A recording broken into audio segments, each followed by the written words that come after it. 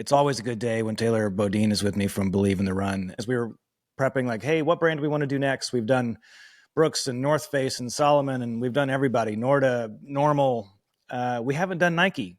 And Nike has this weird place in the trail running consciousness or in the public consciousness in general of being like the big bad wolf.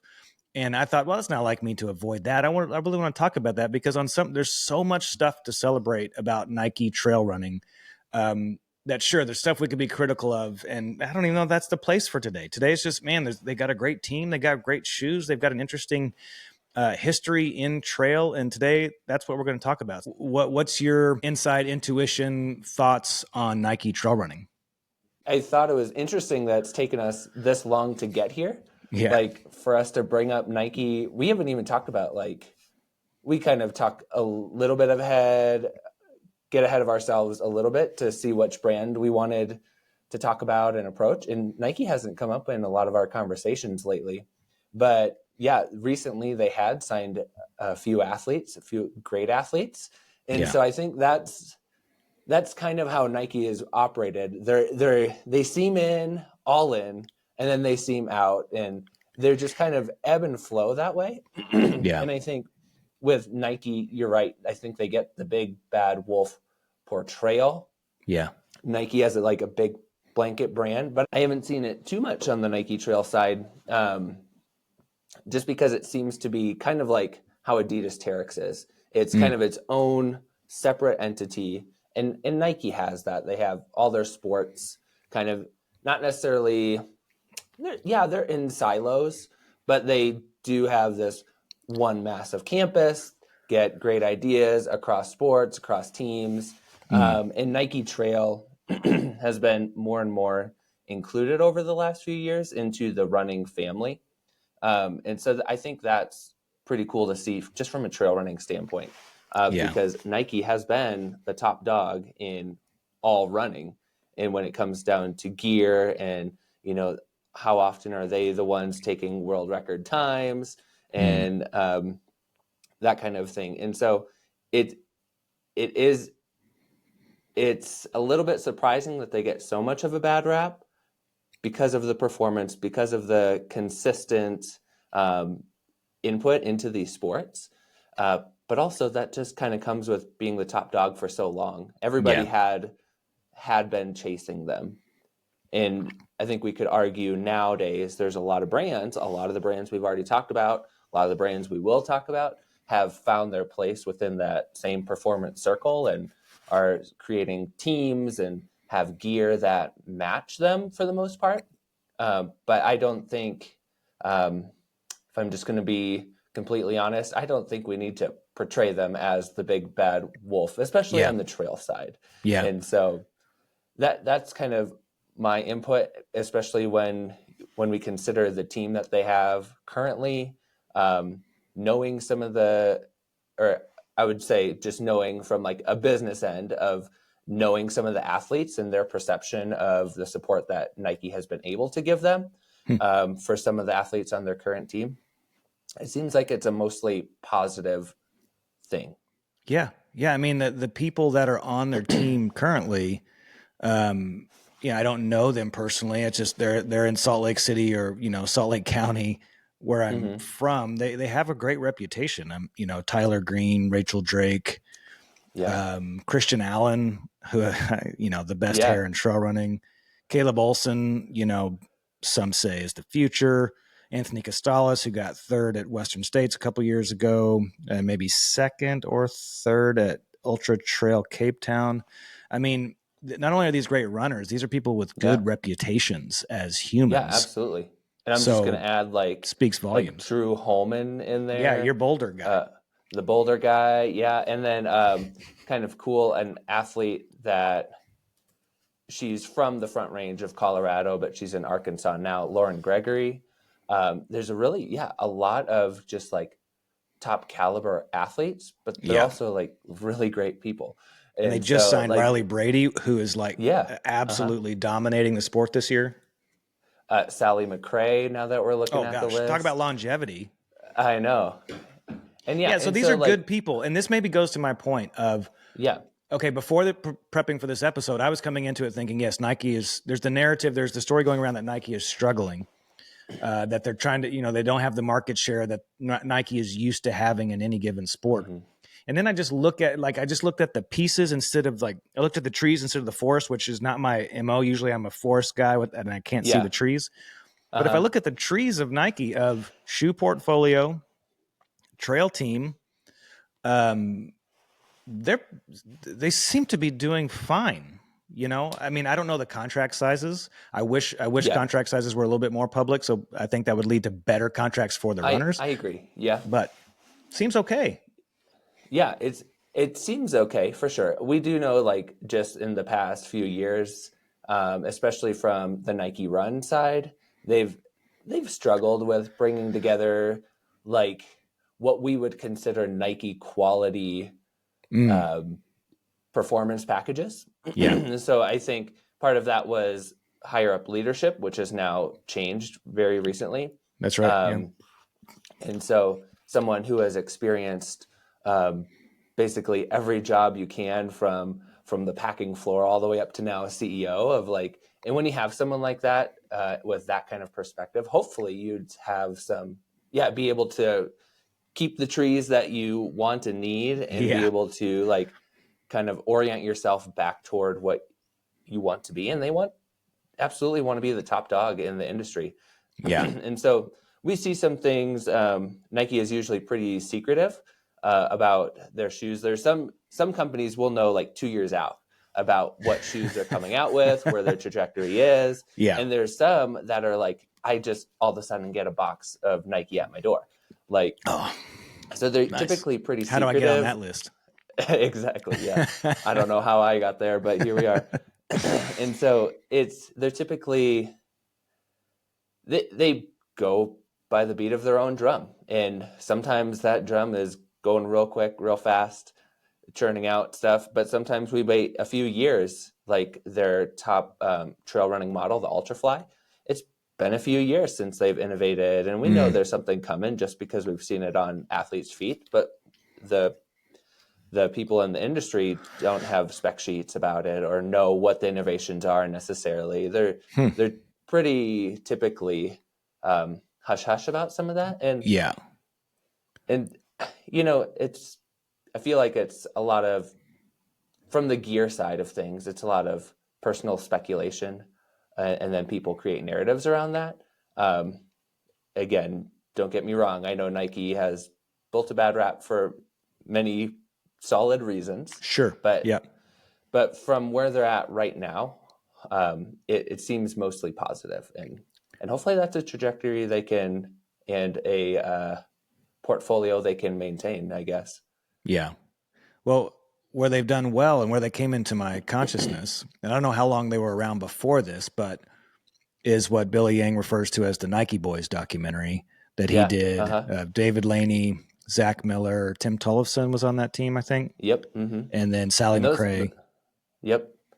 And those were the major ones. And that was just backing up a little bit. So in the 1980s is where Nike started doing some trail footwear, but it was mostly hiking, which a lot of brands at that time, big brands, were starting to step in the outdoor industry then, of having some hiking shoe or light hiking shoe. And Nike was one of the ones who heavily innovated in that, which then churned out this all conditions gear ACG line. So that preceded anything trail. And so they had, oh man, I need to remember it.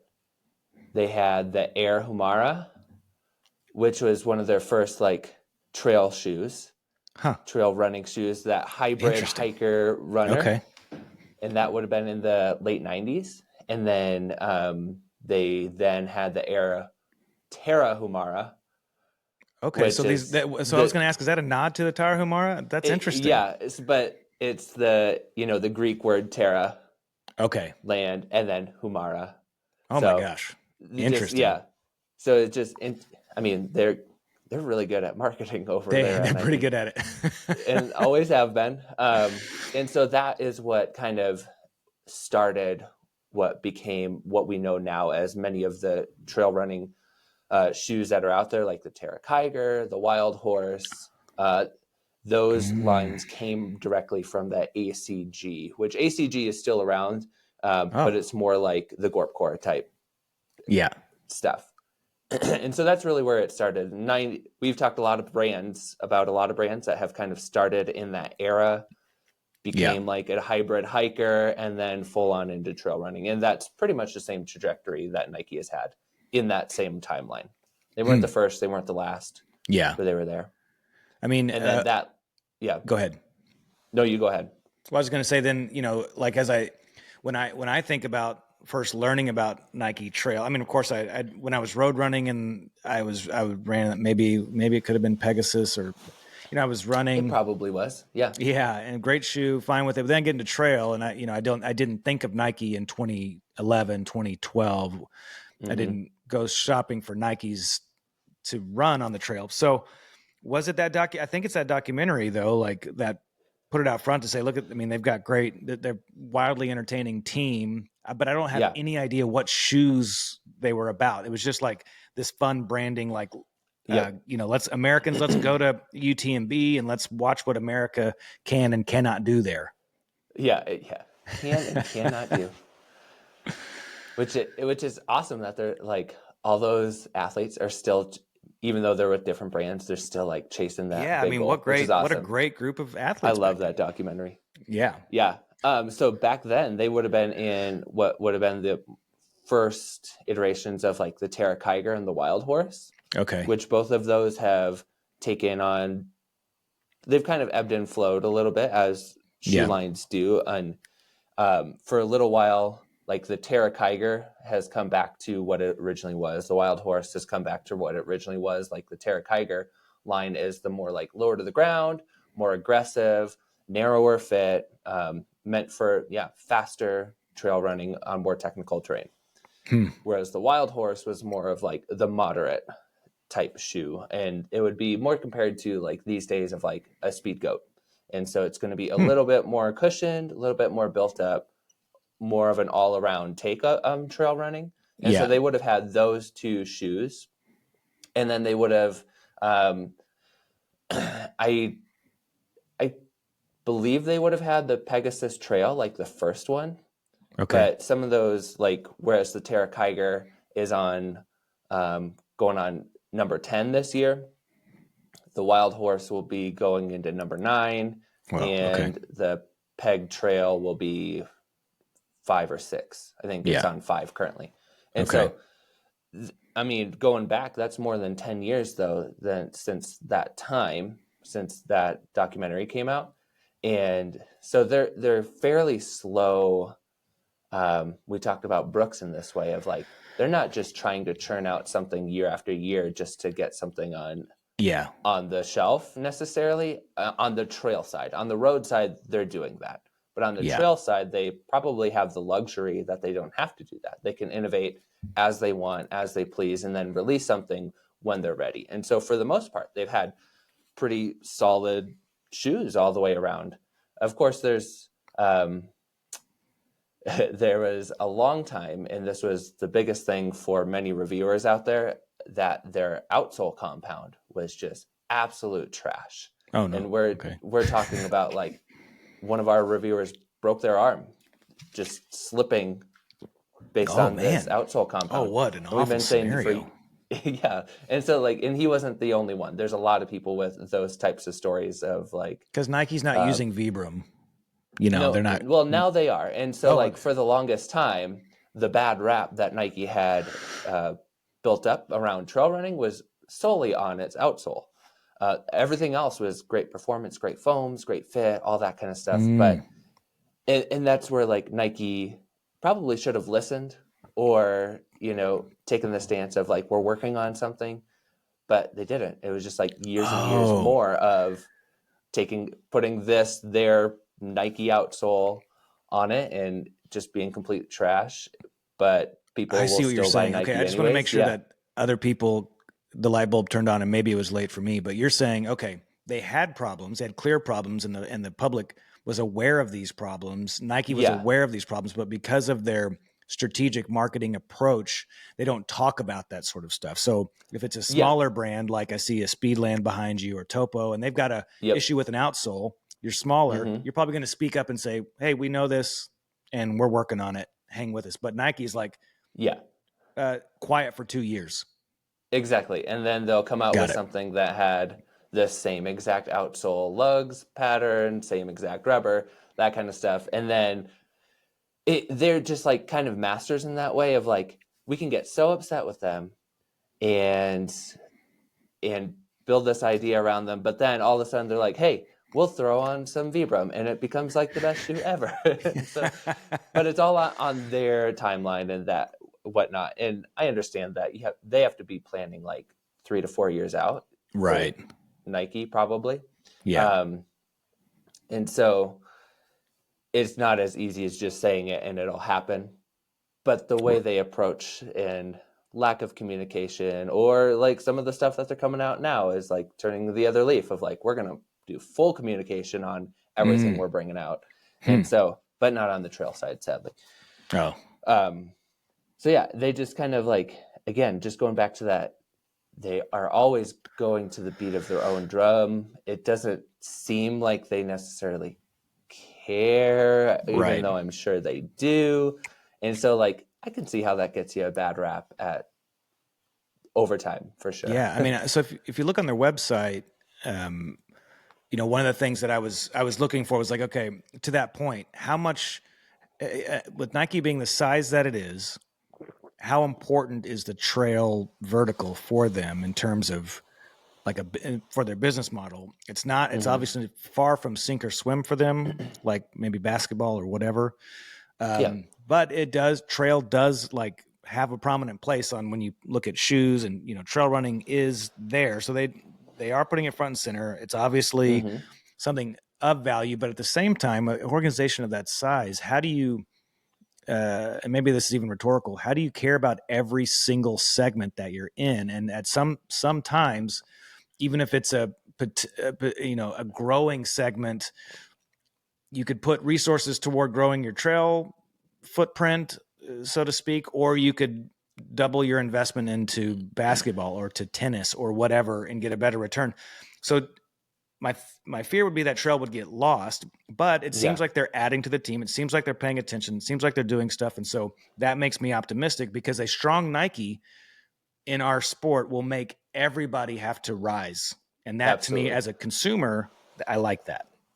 And from the consumer standpoint of Nike will always sell no matter what, whether it's to actual trail runners or not. I shouldn't say it that way of like, if I go out on a trail run here in Rocky Mountain National Park and I see 10 trail runners, most of those trail runners probably wouldn't identify as trail runners per se. They're out there trail running, but they're probably going to have something like the Nike Pegasus Trail on. Yes. And so it's a familiar shoe that's crossing over. It does well, feels good, looks good.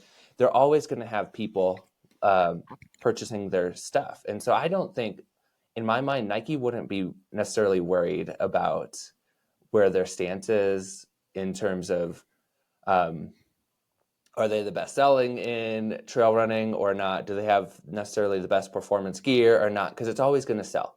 Yeah. But the thing is that I like about Nike's approach is that each sport, again, has their own team. And a lot of, like we see this with Adidas and Adidas Terrex, even though it's sometimes disappointingly segmented from each other, like they each have their own team. They each have people who care about the sport, about where it's going, about the innovation they're bringing. And I think that's going to be what carries them along to continually innovate, continually find a presence, continually investing in like the Nike Trail team, that kind of stuff. And so I like that business approach from a lot of brands these days, is that they, even though it can be susceptible again to being more segmented within their brand, but they do have people who care in each sport. And so that's one thing I like moving forward with Nike, is that they're going to sell. And so that actually frees them up to be able to do what they want on their own timeline. Yeah. And just knowing some of the people who are on the team and who have been on the team for a while now at Nike Trail, like I think that's going to continue, hopefully. Yeah. Yeah. We don't know because it's Nike. Right. Yeah. They could all of a sudden do that thing where they're silent for 2 years. Yep. All right. Let me give you something to support what you just said, and this will transition into the current portfolio. So I had Mikey Yablong on the podcast the other day, and he did a crazy holistic study on trail running in America, like 80 something pages. He's at Dartmouth grad school. This is what he focused on. And I need to listen to this episode. Yeah, listen to the episode and read the report. You know, some people had some issues with the report,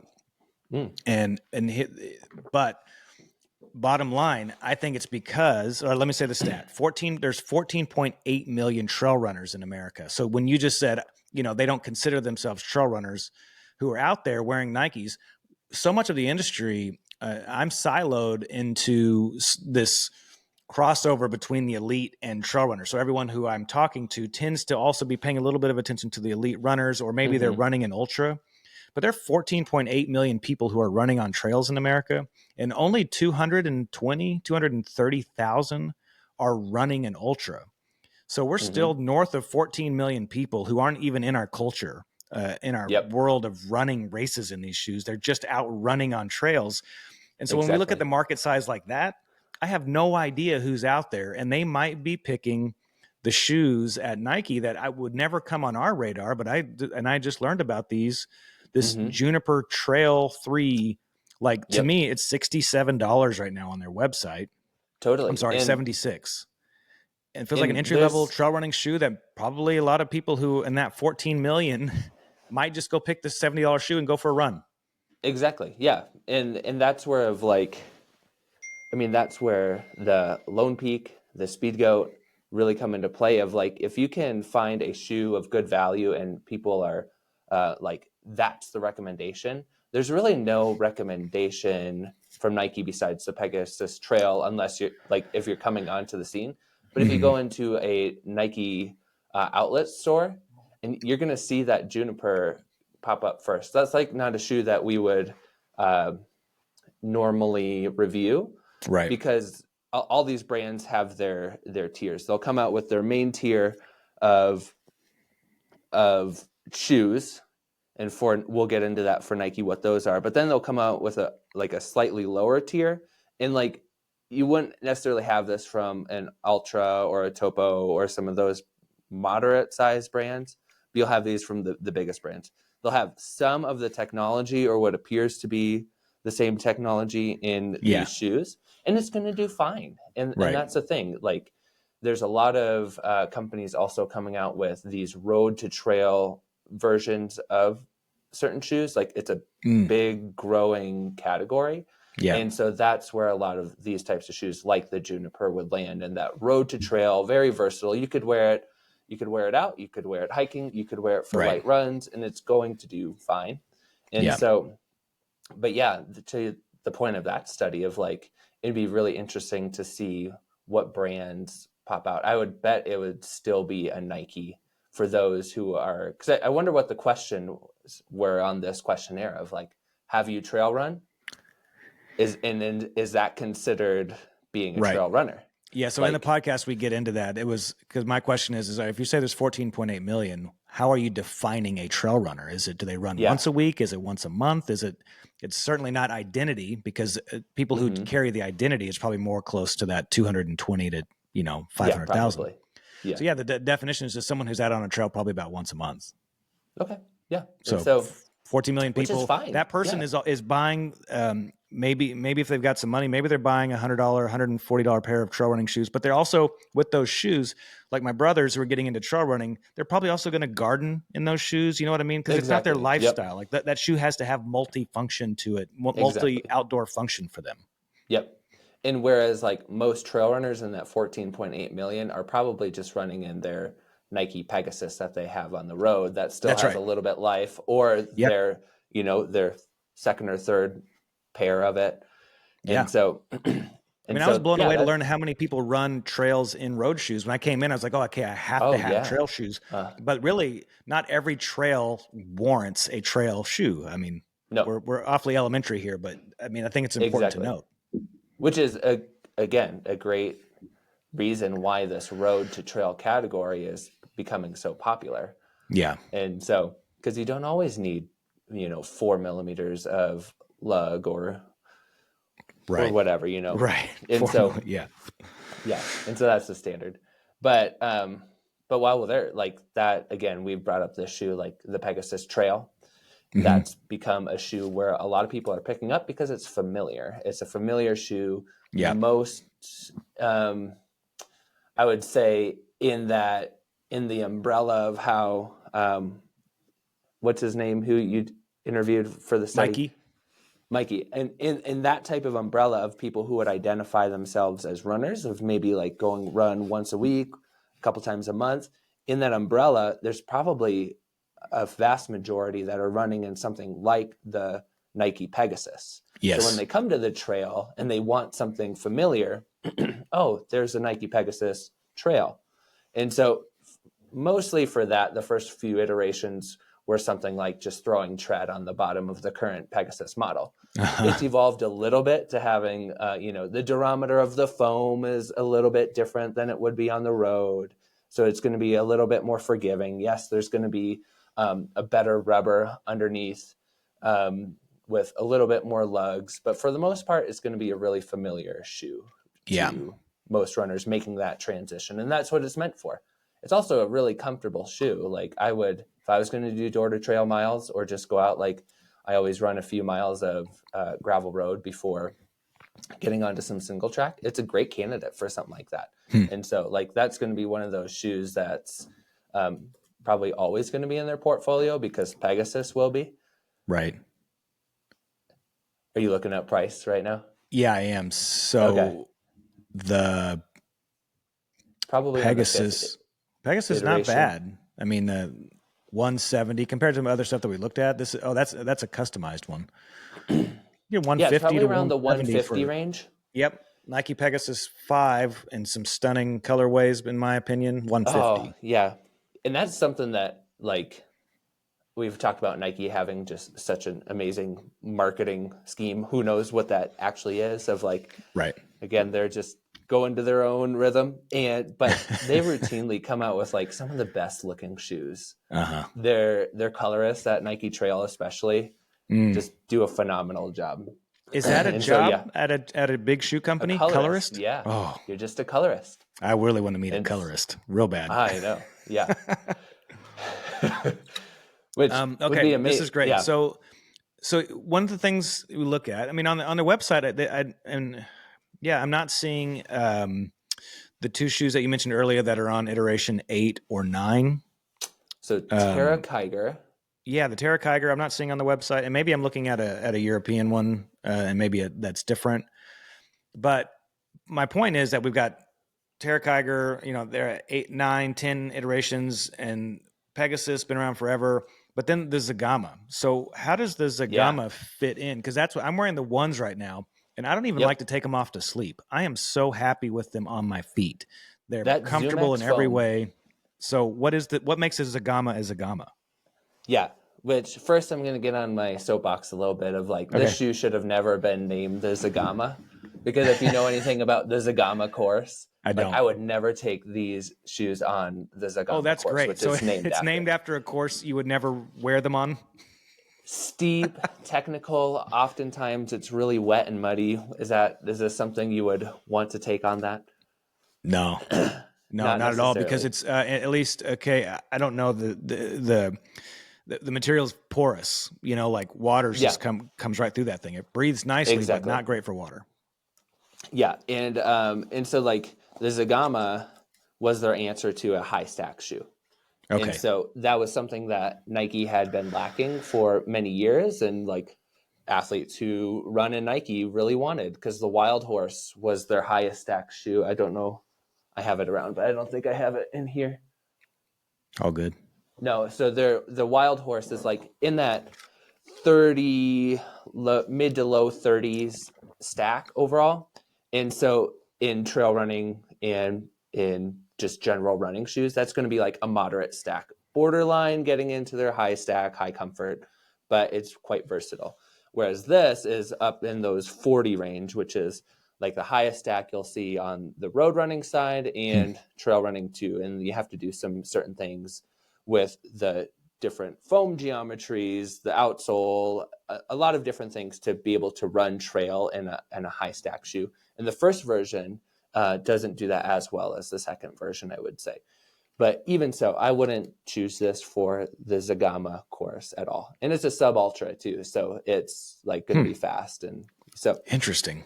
besides the name, if they could just rename this something, something else, man, there's really not a lot to complain about the Zegama itself. It's on its second iteration now. That's what I'm holding here, the Zegama 2. And it was the first shoe in the trail lineup that took that ZoomX foam, which is known on the road side as their highest energy, highest performing, high cushioned foam. And so that's in this shoe. And that's the meat of what you're getting underfoot. And that's why it's so comfortable. And so inside it has this ZoomX foam, step-in comfort's awesome. You get some good energy return. And then around it is this carrier foam. And I think it's just in the Epic or the React foam, which is another foam they use in a lot of their trainers. It's a little firmer, so it makes this capsule for that more comfortable. So it brings some stability into it now, and especially the second version over the first version, there is more stability. I'm not saying it's a stable shoe at all, but there is more stability. So if you're looking for like comfort, good energy return, and it has a really versatile outsole, has that Vibram Mega Grip outsole, which is something that they've needed to do for a very long time. So that partnership is awesome. I think that one of the things I love about that is that collar is very comfortable. And I sometimes have like issues with shoes, the way that it comes up underneath my ankle and it'll like put pressure right there. And so not every shoe just is great for me right there. That one has been such a great shoe. Yeah. Overall, like the Zegama is a shoe that even in the masses of like all the shoes that I put on, this is one I routinely come back to because it just feels so good. Yeah. For a variety of things. Like if you're going ultra, you could absolutely take this. Yeah. At those ultra distance paces. If you're just going for a daily run, that's what I put this on after, like the day after a long run. This is a perfect shoe to put on. So what about, if Zegama is the worst race to run the Zegamas in, what would be a great one? Probably a non-dusty race because even the dust would come through the pores. It's just like a good mountain race. What's the best scenario for it? I think best scenario would be if you're going to use this for a race, I think you're going to go long and probably some sort of rolling conditions, flatter course. I think you're going to get the best out of it because then you can have a consistent stride where that ZoomX foam is carrying its energy through. Yeah. And so it's just smooth, it's comfortable. And so this was a great addition for Nike before they brought in their Ultrafly model, which is the Do you have an Ultrafly racing shoe. I do, yes. In your library? In my library, which is another shoe because it has that ZoomX foam, which they're doing much better at having that crossover from the road running side and seeing how that technology can fit into trail running. Whereas that Pegasus model is more like, here's our Pegasus model for the road. We're basically going to just bring that over with a few additions to the trail. Whereas like the Zegama and the Ultrafly are just made for the trail, but using some of their best technologies. And so this also has that ZoomX foam. It's a little lower to the ground than the Zegama, which is great. It's going to make it more versatile. And it has this fly plate in there, which is basically a carbon fiber plate, but it's forked in certain ways. It's not just the crossover from the trail or road to the trail. Yeah. And so that's where Nike's been great at innovation of like taking what they know from the road, bringing it to trail, adjusting it to performance wise for trail conditions. And so that's what they have with the Ultrafly. It's going to be quite light, still has that Vibram Mega Grip outsole. Some people didn't like how shallow these lugs were. I believe they're 3.5 millimeter, which is, or maybe they're just 3. I think they're 3. But they have these little micro nobules Okay. too, Yep. which is just adding a little more traction in different conditions. And so overall, like this was a great shoe. A lot of people, like if they have a one shoe quiver that they want for race day, crossing over between road and trail, this is a shoe that they'll pick up and run even their daily miles in, because again, it's just so comfortable. So Is comfortable. You get some good performance. a carbon plate, when it's got that in there, is that can be a daily runner? That's not too much. In trail running applications, it's not so aggressive. And Okay. so I personally don't choose shoes that have carbon plate because I don't always want that much energy return in everything I do. And so there is going to be more energy return, but some people are really liking that because it makes it really efficient. This isn't going to be as snappy as the Vaporfly, which it's modeled after.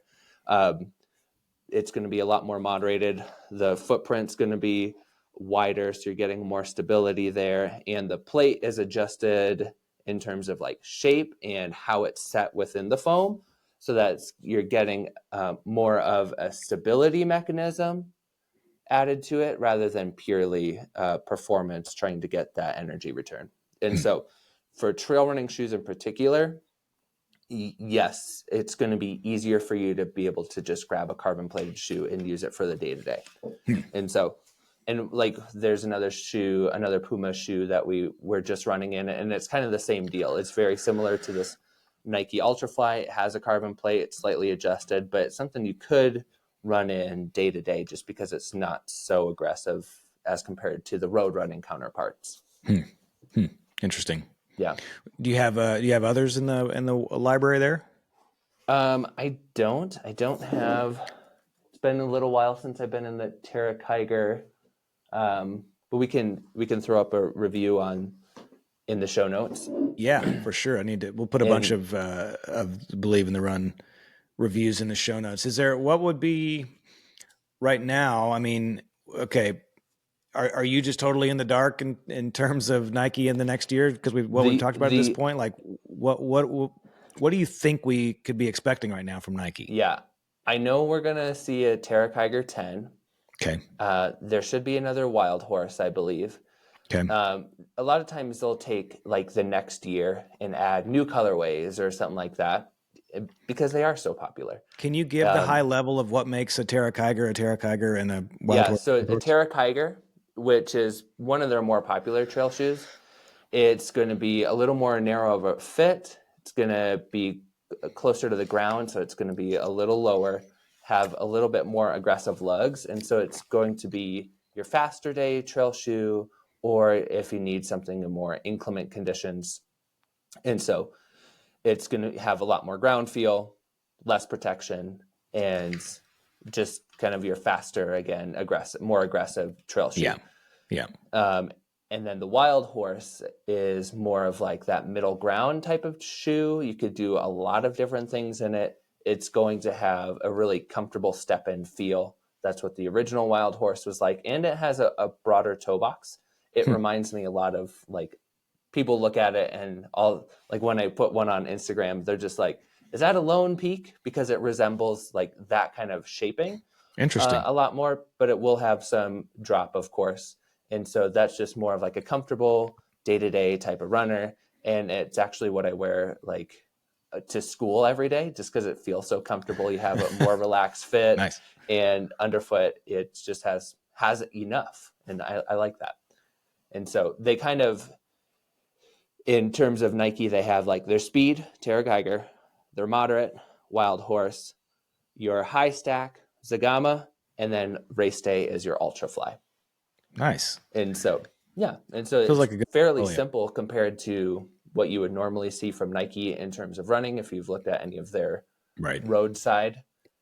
Just really just a few good options. And so that makes the water less muddy when you're looking at Nike as a brand and what to choose, because it's kind of chosen for you. If you have an idea of what you want, you could find it. And so awesome. I know of like those first two models of Terra Kiger and Wild Horse, they'll be coming out with a new model. I would imagine that a Pegasus Trail 6 would be coming out too. And I do know the one that I have seen is the Ultrafly 2. And a lot of their athletes are prototype testing that right now, and if it's on their feet during races, it means that it will be coming probably within the next year. And so that's something like once you get to know the brands and when they start to release and when they're allowing athletes to wear them at races, because they know that's going to be some organic marketing. So the Ultrafly 2 is coming for sure. Nice. Well, you can see, I mean, even if we don't know the exact shoes, you can follow their team. And, that team is out at a bunch of marquee races this year. Mm-hmm. Riley Brady's probably going to be on the podium at Western States. And I mean, just again, that team tells us something. They are investing in the team, which means they're investing in the shoes, they're investing in the vertical. And I think we're all going to be better for it. In just to the team aspect, I think it's important to note that there are some brands that are investing just heavily into ultra trail running. There are some brands that heavily invest into sub ultra trail running. Golden Trail. Nike has a really good spread right now of like, they have some of the top ultra trail runners right now who you'll absolutely see on the podium or in the top 10 at Western States, the UTMB type races. And you also have some of the top sub ultra athletes like the Lauren Gregory, like Ninke Brinkman, which she's one of those athletes who can absolutely crush on the roads and the trail. And then you have like Lauren Gregory. So some of the top athletes in all of trail running are under Nike's wing right now. And so that's really exciting to know that they're investing on both sides, because both sides are growing immensely. Yeah. And I guess also important to note Addie Bracey. We haven't mentioned Addie Bracey, but absolutely. Just a deep field. So it's going to be a good year. And, hopefully within that team, it's going to be all Utahns that are going to be the ones making them look good. So we'll see. I'll go for my Colorado friends too. Yeah. All right, man. Well, this was fun. This was an overdue episode, but I appreciate you joining me, and let's do it again. Yep. Sounds good. Thanks, Josh. All right, see you.